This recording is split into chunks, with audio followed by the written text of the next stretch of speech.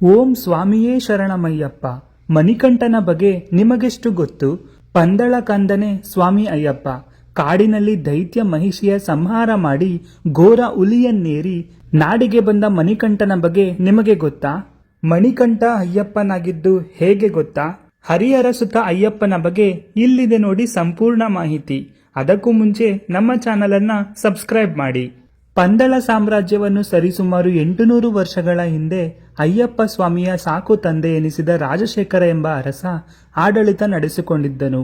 ಈತನ ಆಡಳಿತದಲ್ಲಿ ರಾಜ್ಯವು ಪ್ರಜೆಗಳು ಸುಭಿಕ್ಷೆಯಿಂದಿದ್ದರು. ಆದರೆ ಆತನಿಗೆ ಪ್ರತಿನಿತ್ಯ ಕಿತ್ತು ತಿನ್ನುತ್ತಿದ್ದ ಸಮಸ್ಯೆ ಎಂದರೆ ಆ ರಾಜನಿಗೆ ಸಂತಾನ ಸೌಭಾಗ್ಯ ಪ್ರಾಪ್ತವಾಗಿರಲಿಲ್ಲ. ರಾಜ್ಯಾಧಿಕಾರವನ್ನು ಮುಂದೆ ವಹಿಸಿಕೊಳ್ಳಲು ಉತ್ತರಾಧಿಕಾರಿಯನ್ನು ಕರುಣಿಸುವಂತೆ ರಾಜ ಮತ್ತು ರಾಣಿ ಪ್ರತಿನಿತ್ಯ ಭಗವಾನ್ ಶಿವನನ್ನು ಪೂಜಿಸುತ್ತಿದ್ದರು.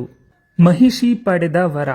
ಮಹಿಷಾಸುರನ ವಧೆಯ ನಂತರ ಮಹಿಷಾಸುರನ ಸೋದರಿಯಾದ ಮಹಿಷಿಯು ತನ್ನ ಸೋದರನ ಕೊಲೆಗೆ ಪ್ರತೀಕಾರವನ್ನು ಪಡೆದುಕೊಳ್ಳಲು ದೀರ್ಘಕಾಲ ತಪಸ್ಸು ಮಾಡಿದ ಆಕೆ ಬ್ರಹ್ಮನನ್ನು ಒಲಿಸಿಕೊಳ್ಳುತ್ತಾಳೆ. ಶಿವ ಮತ್ತು ವಿಷ್ಣುವಿನ ಮಗನನ್ನು ಹೊರತುಪಡಿಸಿ ಯಾರಿಂದಲೂ ತನಗೆ ಸಾವು ಬರಬಾರದೆಂಬ ವರವನ್ನು ಪಡೆಯುತ್ತಾಳೆ. ಪುರುಷರಿಬ್ಬರು ಮಗುವನ್ನು ಪಡೆಯಲು ಸಾಧ್ಯವಿಲ್ಲವೆಂದು ಭಾವಿಸಿದ ಮಹಿಷಿ ತಾನು ಅಮರಳೆಂದು ಭಾವಿಸುತ್ತಾಳೆ. ಮಹಿಷಿಯ ಕಿರುಕುಳ. ಆಕೆ ಭೂಮಿಯಲ್ಲಿ ಸ್ವರ್ಗದಲ್ಲಿ ಎಲ್ಲರಿಗೂ ತೊಂದರೆಯನ್ನು ಉಂಟು ಮಾಡುತ್ತಿರುತ್ತಾಳೆ. ದಿಕ್ಕುತೋಚದ ದೇವತೆಗಳು ವಿಷ್ಣುವಿನ ಬಳಿ ಬಂದು ಮಹಿಷಿಯಿಂದ ತನ್ನನ್ನು ರಕ್ಷಿಸುವಂತೆ ಬೇಡಿಕೊಳ್ಳುತ್ತಾರೆ. ಮಹಿಷಿ ಪಡೆದ ವರವನ್ನು ಅರ್ಥೈಸಿಕೊಂಡ ವಿಷ್ಣು ಹಿಂದೆ ಅಸುರರಿಂದ ಅಮೃತವನ್ನು ಅಪಹರಿಸಿ ದೇವತೆಗಳಿಗೆ ನೀಡುವುದಕ್ಕಾಗಿ ತಾನು ತಾಳಿದ ಮೋಹಿನಿಯ ರೂಪವನ್ನು ಈಗ ಮತ್ತೊಮ್ಮೆ ತಾಳಿದನು. ಮೋಹಿನಿಯಾಗಿ ಶಿವನೊಂದಿಗೆ ಕೂಡಿ ಒಂದು ಗಂಡು ಮಗುವಿಗೆ ಜನ್ಮ ಕೊಡುತ್ತಾರೆ. ಆ ಮಗುವನ್ನು ಸಂತಾನವಿಲ್ಲದೆ ದುಃಖಿತನಾಗಿದ್ದ ಶಿವಭಕ್ತನೂ ಆದ ಪಂದಳ ರಾಜನಿಗೆ ಮತ್ತು ಆಕೆಯ ಪತ್ನಿ ರಾಣಿಗೆ ನೀಡಲು ನಿರ್ಧರಿಸುತ್ತಾರೆ. ಮಣಿಕಂಠನಾದ ಅಯ್ಯಪ್ಪ. ಅಯ್ಯಪ್ಪ ದೇವರು ಹುಟ್ಟಿದ ಬಳಿಕ ಆತನ ದೈವಿಕ ತಂದೆ ತಾಯಿ ಹರಿ ಮತ್ತು ಹರ ಆತನ ಕೊರಳಿಗೆ ಬಂಗಾರದ ಮಣಿಯನ್ನು ಕಟ್ಟುತ್ತಾರೆ ಮತ್ತು ಆತನನ್ನು ಪಂಪಾ ನದಿ ತೀರದಲ್ಲಿ ಬಿಡುತ್ತಾರೆ. ಒಮ್ಮೆ ಪಂಪಾ ನದಿಯ ದಡದಲ್ಲಿರುವ ಕಾಡಿನಲ್ಲಿ ಬೇಟೆಯಾಡಲು ಹೊರಟ ಪಂದಳ ರಾಜಶೇಖರನಿಗೆ ಕಾಡಿನೊಳಗಿಂದ ಶಿಶುವೊಂದು ಅಳುವ ಶಬ್ದ ಕೇಳಿಬರುತ್ತದೆ. ಅಚ್ಚರಿಗೊಂಡ ರಾಜನು ಆ ದನಿಯನ್ನು ಹಿಂಬಾಲಿಸಿ ಹೋದನು. ಅಲ್ಲಿ ರಾಜನು ಒಂದು ಮುದ್ದು ಮಗುವನ್ನು ಕಂಡನು. ಕೌತುಕದಿಂದ ಆ ಮಗುವನ್ನು ನೆಟ್ಟ ನೋಟದಿಂದ ನೋಡುತ್ತಿದ್ದ ರಾಜನ ಮುಂದೆ ಸನ್ಯಾಸಿಯೊಬ್ಬ ಪ್ರತ್ಯಕ್ಷನಾಗಿ ಆ ಶಿಶುವನ್ನು ಅರಮನೆಗೆ ಒಯ್ಯುವಂತೆ ಸೂಚಿಸಿದನು. ಆ ಮಗುವಿನ ಸಾನ್ನಿಧ್ಯದಿಂದ ರಾಜ್ಯ ಸುಗಮವಾಗುವುದೆಂದು 12 ವರ್ಷದ ಬಳಿಕ ಮಗುವಿನ ದಿವ್ಯತ್ವ ಪ್ರಕಟವಾಗುವುದೆಂದು ಹೇಳಿ ಸನ್ಯಾಸಿ ರಾಜನನ್ನು ಎಚ್ಚರಿಸಿದನು.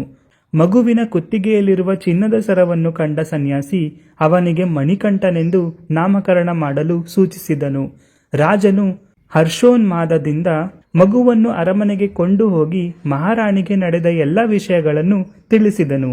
ಶಿವನ ಅನುಗ್ರಹದಿಂದಲೇ ಇವೆಲ್ಲ ಸಂಭವಿಸಿದ್ದು ಎಂದು ಅವರಿಬ್ಬರು ನಂಬಿದರು. ಗುರುಕುಲದಲ್ಲೇ ಮಣಿಕಂಠನ ಪವಾಡ. ಸಕಲ ವಿದ್ಯೆಯನ್ನು ಕಲಿತು ಸರ್ವಗುಣ ಸಂಪನ್ನನಾದ ಮಣಿಕಂಠನು ಕಲಿಕೆ ಪೂರ್ತಿಗೊಳಿಸಿದ ನಂತರ ಯಥೋಚಿತ ಗುರುದಕ್ಷಿಣೆ ಕೊಡಲು ಮತ್ತು ಗುರುವಿನ ಅನುಗ್ರಹ ಪಡೆಯಲು ಹೊರಟನು.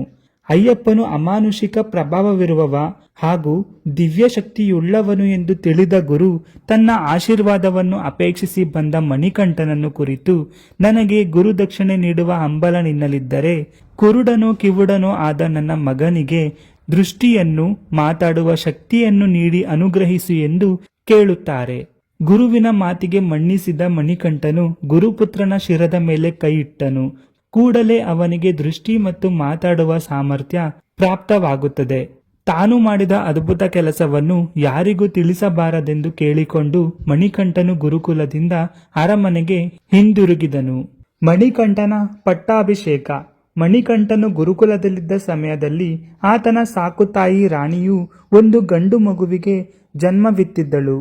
ಆ ಮಗುವಿಗೆ ರಾಜರಾಜನ್ ಎಂದು ನಾಮಕರಣ ಮಾಡಿದ್ದರು. ರಾಜ್ಯದಲ್ಲಿ ನಡೆದು ಹೋದ ಅದ್ಭುತ ಘಟನಾವಳಿಗಳು ಭಗವಾನ್ ಅಯ್ಯಪ್ಪನೇ ತನ್ನ ಮಗನಾಗಿ ಬಂದಿರುವನೆಂದು ಅವನು ಭಾವಿಸಿದನು. ಮಣಿಕಂಠನಿಗೆ ಪಟ್ಟಾಭಿಷೇಕ ಮಾಡಲು ನಿರ್ಧರಿಸಿದರು. ತನ್ನ ಮಹತ್ವಾಕಾಂಕ್ಷೆಯನ್ನು ರಹಸ್ಯವಾಗಿ ಘೋಷಿಸಿದ ಕುತಂತ್ರಿಯಾದ ಮಂತ್ರಿಯು ಮಣಿಕಂಠನನ್ನು ದ್ವೇಷಿಸುತ್ತಿದ್ದನು. ಅವನು ಈ ದೈವಿಕ ಅವತಾರವನ್ನು ನಿರ್ನಾಮಗೊಳಿಸಬೇಕೆಂದು ಪಣ ತೊಟ್ಟಿದ್ದನು. ಮಣಿಕಂಠನಿಗೆ ವಿಷಪ್ರಾಶನ ಮಾಡುವುದರಿಂದ ಹಿಡಿದು ನಾನಾ ರೀತಿಯ ಕಸರತ್ತುಗಳನ್ನು ಮಾಡುತ್ತಾನೆ. ಆದರೆ ಮಂತ್ರಿಯ ಯಾವುದೇ ಉಪಾಯಗಳು ಫಲಕಾರಿಯಾಗಲಿಲ್ಲ. ಮಣಿಕಂಠನನ್ನು ಕೊಲ್ಲುವ ಕಸರತ್ತು. ತನ್ನ ಯೋಜನೆಗಳು ಭಂಗವಾಗುವುದನ್ನು ಕಂಡು ನಿರಾಸೆಯಾಗಿ ಹೋದ ಮಂತ್ರಿಯು ರಾಣಿಯನ್ನು ತನ್ನತ್ತ ಸೆಳೆಯಲು ಪ್ರಯತ್ನಿಸತೊಡಗಿದನು. ಸ್ವಂತ ಮಗನು ಜೀವಿಸಿರುವಾಗಲೇ ಮಣಿಕಂಠನನ್ನು ರಾಜನಾಗಿ ಮಾಡುವುದು ಸೂಕ್ತವಲ್ಲ ಎಂದು ಅವಳ ಮನಸ್ಸನ್ನು ಕೆಡಿಸುತ್ತಾನೆ. ರಾಣಿ ಮತ್ತು ಮಂತ್ರಿ ಸೇರಿಕೊಂಡು ಮಣಿಕಂಠನನ್ನು ಕೊಲ್ಲಲು ಉಪಾಯ ಮಾಡುತ್ತಾರೆ. ಉಪಾಯದಂತೆ ಮಂತ್ರಿಯ ವೈದ್ಯನೊಬ್ಬನಿಂದ ರಾಣಿಯ ಅನಾರೋಗ್ಯ ನಿವಾರಣೆಗೆ ಹುಲಿಯ ಹಾಲು ಬೇಕು ಎಂದು ಹೇಳಿದನು. ಹುಲಿಯ ಹಾಲನ್ನು ಹುಡುಕಲು ಹೊರಟ ಮಣಿಕಂಠನನ್ನು ಹುಲಿಯ ಬಾಯಿಗೆ ಆಹಾರವಾಗಿ ನೀಡಲು ಯೋಚಿಸಿದರು. ಜವಾಬ್ದಾರಿ ನೆರವೇರಿಸಲು ಸಾಧ್ಯವಾಗದೆ ಪರಾಜಿತವಾಗಿ ಮಣಿಕಂಠನು ಹಿಂದಿರುಗಿ ಬಂದಲ್ಲಿ ಸಹಜವಾಗಿಯೇ ರಾಜನಿಗೆ ಆತನ ಮೇಲಿದ್ದ ಪ್ರೀತಿ ಕಡಿಮೆಯಾಗುವುದು ಎಂದು ರಾಣಿಗೆ ಹೇಳಿದನು. ಪತ್ನಿಯ ಆರೋಗ್ಯದತ್ತ ತಲೆಕೆಡಿಸಿಕೊಂಡ ರಾಜ. ಪುತ್ರ ಪ್ರೀತಿಯಿಂದ ಮಂದವಾಗಿದ್ದ ರಾಣಿ ಮಂತ್ರಿಯ ಮಾತುಗಳನ್ನು ನಂಬಿದಳು. ಆತನು ಸೂಚಿಸಿದಂತೆ ಘೋರ ತಲೆನೋವಿನಿಂದ ಬಳಲುತ್ತಿರುವುದಾಗಿ ರಾಜನನ್ನು ನಂಬಿಸಿದಳು. ಭ್ರಮೆಗೊಳಗಾದ ರಾಜನು ಅರಮನೆಯ ವೈದ್ಯರನ್ನು ಕರೆಸಿದನು. ಎಷ್ಟೇ ಕಷ್ಟಪಟ್ಟರೂ ರಾಣಿಯ ಕಾಯಿಲೆ ಯಾವುದೆಂದು ತಿಳಿದುಕೊಳ್ಳಲು ಅರಮನೆಯ ವೈದ್ಯನಿಂದ ಸಾಧ್ಯವಾಗಲಿಲ್ಲ. ಆಗ ಮಂತ್ರಿಯು ತಾನು ನಿಯೋಜಿಸಿದ ವೈದ್ಯನನ್ನು ಅರಮನೆಗೆ ಕರೆದುಕೊಂಡು ಬರುತ್ತಾನೆ. ರಾಣಿಯನ್ನು ಪರೀಕ್ಷಿಸಿದಂತೆ ನಟಿಸಿದ ಆ ವೈದ್ಯನು ಹುಲಿಯ ಹಾಲಿನಿಂದ ಮಾತ್ರವೇ ರಾಣಿಯ ರೋಗ ಶಮನಗೊಳ್ಳುವುದೆಂದು ಸೂಚಿಸಿದನು. ರಾಣಿಯ ಕಾಯಿಲೆಯನ್ನು ಗುಣಪಡಿಸಿದವರಿಗೆ ಅರ್ಧ ರಾಜ್ಯವನ್ನೇ ಕೊಡುವುದಾಗಿ ರಾಜನು ಡಂಗೂರ ಸಾರಿಸಿದನು. ಹುಲಿಯ ಹಾಲನ್ನು ಸಂಗ್ರಹಿಸುವ ಸಲುವಾಗಿ ಕಾಡಿಗೆ ಹೋದ ಸೈನಿಕರು ಬರಿಗೈಯಲ್ಲಿ ಹಿಂದಿರುಗಿದರು. ಯಾರಿಗೂ ಕೂಡ ಹುಲಿಯ ಹಾಲನ್ನು ತರಲು ಸಾಧ್ಯವಾಗಲಿಲ್ಲ. ಹುಲಿ ಹಾಲಿಗಾಗಿ ಕಾಡಿಗೆ ಹೊರಟ ಮಣಿಕಂಠನು ಹುಲಿಯ ಹಾಲು ತರುವ ಸಲುವಾಗಿ ಹೊರಡಲು ಸಿದ್ಧನಾದನು. ಆದರೆ ರಾಜಶೇಖರನು ಇದಕ್ಕೆ ಒಪ್ಪುವುದಿಲ್ಲ. ತನ್ನ ಕುಟುಂಬಕ್ಕಾಗಿ ಒಂದು ಸಾಹಸವನ್ನು ಮಾಡಲು ಅನುಮತಿ ನೀಡಬೇಕೆಂದು ಮಣಿಕಂಠನು ತಂದೆಯನ್ನು ಒತ್ತಾಯಿಸಿದನು. ಮಗನ ಮಾತಿಗೆ ಕಟ್ಟುಬಿದ್ದ ರಾಜನು ಮಣಿಕಂಠನನ್ನು ಕಾಡಿಗೆ ಕಳುಹಿಸಲು ಒಪ್ಪಿಗೆ ಸೂಚಿಸುತ್ತಾನೆ. ಮಣಿಕಂಠನ ನೆರವಿಗಾಗಿ ಸಾಹಸಿಗಳಾದ ಭಟರ ಒಂದು ತಂಡವನ್ನು ಅವನೊಂದಿಗೆ ಕಾಡಿಗೆ ಕಳುಹಿಸಲು ಅರಸನು ತೀರ್ಮಾನಿಸಿದನು.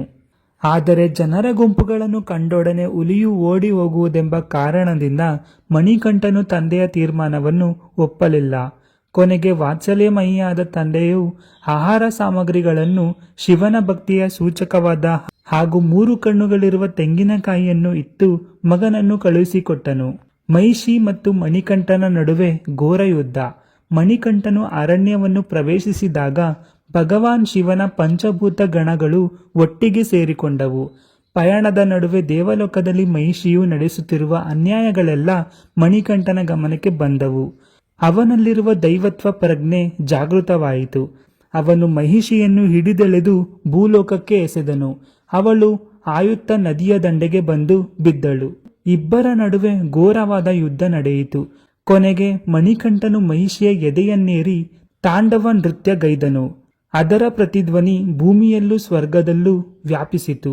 ದೇವತೆಗಳು ಭಯಭೀತರಾದರು. ತನ್ನ ಮೇಲೆ ನೃತ್ಯ ಮಾಡುವುದು ಹರಿಹರ ಸುತನಾದ ಪುಣ್ಯ ಪುರುಷನೆಂಬುದನ್ನು ಮಹಿಷಿ ಅರಿತುಕೊಂಡಳು. ಆ ಚಿಕ್ಕ ಬಾಲಕನಿಗೆ ನಮಸ್ಕರಿಸಿ ಮರಣಕ್ಕೆ ಶರಣಾದಳು. ಹುಲಿಯನ್ನೇರಿ ನಾಡಿಗೆ ಬಂದ ಮಣಿಕಂಠ. ಮಹಿಷಿಯ ನಿಗ್ರಹದ ಬಳಿಕ ಮಣಿಕಂಠನು ಹುಲಿಯ ಹಾಲನ್ನು ಸಂಗ್ರಹಿಸುವ ಸಲುವಾಗಿ ಅರಣ್ಯವನ್ನು ಪ್ರವೇಶಿಸಿದನು. ಅಲ್ಲಿ ಭಗವಾನ್ ಶಿವನು ಅವನಿಗೆ ದರ್ಶನ ನೀಡಿದನು. ಅಮೂಲ್ಯವಾದ ಹುಲಿಯ ಹಾಲನ್ನು ಸಂಗ್ರಹಿಸಲು ದೇವೇಂದ್ರನು ನಿನಗೆ ಸಹಕರಿಸುವನು ಎಂದು ಶಿವನು ಹೇಳಿ ಅಲ್ಲಿಂದ ಹೊರಟು ಹೋಗುತ್ತಾನೆ. ದೇವೇಂದ್ರನು ಹುಲಿಯ ರೂಪ ತಾಳಿ ಮಣಿಕಂಠನೊಡನೆ ಅರಮನೆಯತ್ತ ಹೊರಟನು. ಉಳಿದ ದೇವತೆಗಳು ಗಂಡು ಹುಲಿಗಳಾಗಿ, ದೇವಿಯರು ಹೆಣ್ಣು ಹುಲಿಗಳಾಗಿ ಅವರನ್ನು ಹಿಂಬಾಲಿಸಿದರು. ಹುಲಿಯನ್ನೇರಿ ಬರುವ ಮಣಿಕಂಠನನ್ನು ಕಂಡು ಹೆದರಿದ ಪಂದಳದ ಜನರು ಓಡಿ ಹೋಗಿ ಮನೆಗಳಲ್ಲಿ ಅವಿತರು. ರಾಜನು ಹೆಚ್ಚು ಹೊತ್ತು ತಡೆಯಲಾರದೆ ಬಾಲಕನ ಪಾದಗಳಿಗೆ ಬಿದ್ದು ಕ್ಷಮೆ ಯಾಚಿಸಿದನು. ಕೊನೆಗೆ ರಾಣಿಯ ಕಪಟ ನಾಟಕದ ರಹಸ್ಯ ಬಯಲಾದ ಆ ನಿಮಿಷದಲ್ಲಿ ಮಣಿಕಂಠನು ಅರಣ್ಯದತ್ತ ತೆರಳಿದನು. ಶರದಿಯಿಂದ ಶಬರಿಮಲೆ ಸೂಚಿಸಿದ ಮಣಿಕಂಠ ಕಾಡಿನಿಂದ ಹಿಂತಿರುಗಿ ಬರುವಾಗ ಅವನಿಗೆ 12 ವರ್ಷ ಪ್ರಾಯವಾಗಿತ್ತು. ತನ್ನ ಮಗನು ನಾಡನ್ನು ಬಿಟ್ಟು ಕಾಡಿಗೆ ತೆರಳಲು ಕಾರಣನಾದ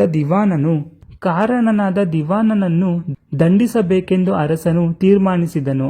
ಆದರೆ ಎಲ್ಲವೂ ದೈವೇ ಇಚ್ಛೆಯಂತೆ ನಡೆಯುವುದೆಂದೋ ಸಂಯಮವನ್ನು ಪಾಲಿಸಬೇಕೆಂದು ಮಣಿಕಂಠನು ಸಲಹೆ ನೀಡಿದನು. ತನ್ನ ಅವತಾರದ ಉದ್ದೇಶವನ್ನು ಪೂರ್ತಿಗೊಳಿಸಿದ್ದರಿಂದ ತಾನು ದೇವಲೋಕಕ್ಕೆ ಹಿಂದಿರುಗುವುದಾಗಿಯೂ ತಂದೆಗೆ ಸೂಚಿಸಿದನು. ಮಣಿಕಂಠನ ಸ್ಮರಣೆಗಾಗಿ ಒಂದು ದೇವಾಲಯವನ್ನು ನಿರ್ಮಿಸಬೇಕೆಂಬ ಆಸೆ ಎನ್ನಲಿದೆ.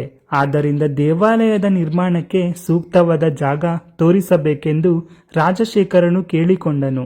ಕೂಡಲೇ ಮಣಿಕಂಠನು ಒಂದು ಶರವನ್ನು ತೆಗೆದು ದೂರಕ್ಕೆ ಎಸೆದನು. ಆ ಶರವು ಶ್ರೀರಾಮನ ಕಾಲದಲ್ಲಿ ಶಬರಿ ಎಂದು ಖ್ಯಾತಳಾದ ಸನ್ಯಾಸಿ ತಪಸ್ಸನ್ನಾಚರಿಸಿದ ಶಬರಿ ಎಂಬ ಸ್ಥಳದಲ್ಲಿ ಹೋಗಿ ನಾಟಿತು.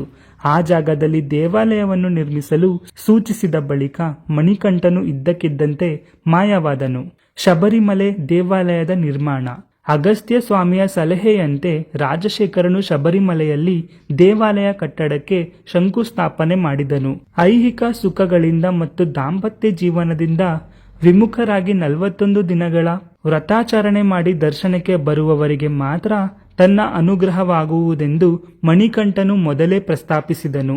ರಾಜಶೇಖರ ರಾಜನು ನಿರ್ದಿಷ್ಟ ಸಮಯದೊಳಗೆ ದೇವಾಲಯದ ನಿರ್ಮಾಣ ಕಾರ್ಯವನ್ನು ನೆರವೇರಿಸಿದನು.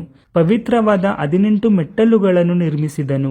ಪಂಪಾ ನದಿಯು ಪವಿತ್ರವಾದ ಗಂಗಾ ನದಿಯಂತೆ ದೇವರ ದರ್ಶನಕ್ಕಾಗಿ ಧರ್ಮಶಾಸ್ತ್ರವಿನ ವಿಗ್ರಹವನ್ನು ಪ್ರತಿಷ್ಠಾಪಿಸುವ ಕಾರ್ಯದಲ್ಲಿ ತೊಡಗಿಸಿಕೊಂಡನು. ನಂತರ ಪರಶುರಾಮನು ಧರ್ಮಶಾಸ್ತ್ರವಿನ ಆಜ್ಞೆಯಂತೆ ಮಕರ ಸಂಕ್ರಮಣ ದಿನದಂದು ಅಯ್ಯಪ್ಪನ ರೂಪವನ್ನು ಕೆತ್ತಿ ಶಬರಿಮಲೆಯಲ್ಲಿ ಪ್ರತಿಷ್ಠಾಪಿಸಿದನು. ಪ್ರತಿ ವರ್ಷ ಅಯ್ಯಪ್ಪ ಭಕ್ತರು ಶರಣ ಮಂತ್ರಗಳನ್ನು ಮೊಳಗಿಸಿ 18 ಮೆಟ್ಟಿಲುಗಳನ್ನು ಏರುತ್ತಾರೆ. ಈ ಅಯ್ಯಪ್ಪನ ಕತೆ ನಿಮಗೆ ಇಷ್ಟವಾಗಿದ್ದಲ್ಲಿ ಈ ವಿಡಿಯೋದಲ್ಲಿ ಕಮೆಂಟ್ ಮಾಡಿ, ಲೈಕ್ ಮಾಡಿ, ಹಾಗೇನೆ ನಮ್ಮ ಚಾನಲನ್ನು ಸಬ್ಸ್ಕ್ರೈಬ್ ಮಾಡಿ. ಧನ್ಯವಾದಗಳು.